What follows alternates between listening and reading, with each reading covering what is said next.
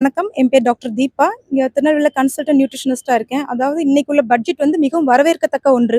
Because என்ன அப்டின்னா, மருத்துவமனைகள் வந்து இருக்கக்கூடிய இந்த காலகட்டத்தில சீட்டு வந்து கிட்டத்தட்ட 10,000 சீட்டுன்றது மாணவர்களுக்கு மிகப்பெரிய ஒரு பொக்கிஷமா கருதப்படுறோம் இன்னைக்கு. 10,000 சீட் எக்ஸ்டெண்ட் பண்ணி குடுத்துருக்காங்க. இது போக இல்லாம 3 ஆயுர்வேத மருத்துவமனைகள் ஸ்டார்ட் பண்ண சொல்லியிருக்காங்க. இதெல்லாம் மிகவும் வரவேற்கத்தக்க ஒன்று. என்னன்னா, இப்ப இருக்கிற சிச்சுவேஷன்ஸ்ல நீட்ன்றது ஒரு ஃபோக்கஸ்ல போயிட்டு இருக்கிறப்ப, மாணவர்களுக்கு இது கிடைச்ச பெரிய பொக்கிஷமா கருதப்படுறோம்.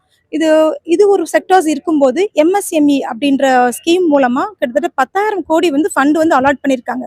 இது வந்து பாமர மக்களுக்கும் பயன்படுற வகையில இருக்கு. என்ன அப்படின்னா, அவங்களுக்கு வந்து சுய தொழில் முனைவோர் வந்து அவங்க இருந்துட்டு இருக்காங்க. அவங்களுக்கு ஊக்குவிக்கும் விதமாக இந்த ஸ்கீம் வந்து ஆல்ரெடி கொஞ்சம் பிளாக்ல இருந்தது. இப்ப திரும்ப இம்ப்ளிமெண்ட் பண்ணியிருக்காங்க. அதனால தான் 2.0ன்ற பேர்ல திரும்ப இம்ப்ளிமெண்ட் பண்ணி இப்ப வந்து கிட்டத்தட்ட 10,000 கோடின்றது மிகப்பெரிய லெவல்ல மக்கள் வரவேற்கத்தக்க ஒன்று. இது வந்து சாதாரண பாமர மக்களுடைய வருமானத்தை, வாழ்வாதாரத்தை உயர்த்தக்கூடிய வகையில அமைஞ்சிருக்கு. நன்றி, வணக்கம்.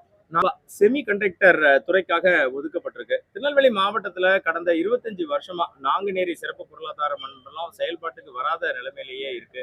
இந்த அறிவிப்பு இங்க எதுவும் செயல்படுத்தப்படுமா? நீங்க என்ன நினைக்கிறீங்க?